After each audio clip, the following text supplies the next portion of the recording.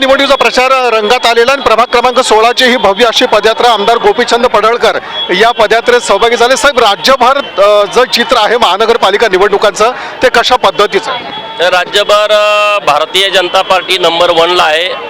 29च्या 29 महानगरपालिकेमध्ये Bharatiya Janata party पूर्ण क्षमतेनं ताकदीनं लढते। काही भागामध्ये महायुतीच्या माध्यमातून आम्ही लढतोय आणि आम्हाला 100% विश्वास आहे भारतीय जनता पार्टी काल पण 1 नंबरला होती, आज पण आहे, उद्या पण राहील।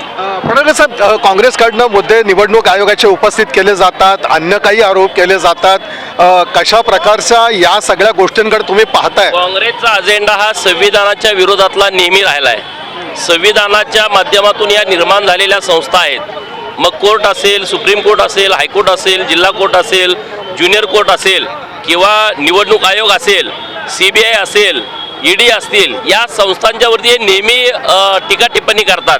त्यामुळं काँग्रेस संविधान अजिबात मानत नाही।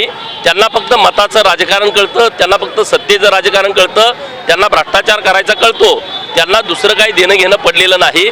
आता लोक त्यांच्या सोबत नसल्यामुळं आता कुणावर तरी टीका टिप्पणी करायची म्हणून ते टीका टिप्पणी करत राहतात। पडळकर साहेब, शेवटचा प्रश्न, ठाकरे बंधूचे मुंबईत एकत्रित आलेत, ठाकरे बँडची काळजी म्हणून आलेत की आणखीन तुम्हाला यामध्ये काय वाटतं आणि जनतेचा प्रतिसाद? देवाभाऊ राज्याचे मुख्यमंत्री झाल्यानंतर मुंबईमध्ये खूप मोठ्या डेव्हलपमेंट झाल्या।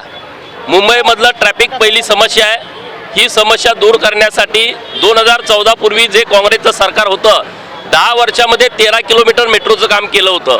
देवाभाऊ मुख्यमंत्री झाल्यानंतर MMR रिजनमध्ये 10 वर्षामध्ये 475 किलोमीटर मेट्रोचं काम झालंय। एकच उदाहरण देतो, ह्याच्यावर लक्षात घ्या की विकासाच्या बाबतीमध्ये भाजप नंबर 1 ला आहे। भाजपकडे व्हिजन आहे।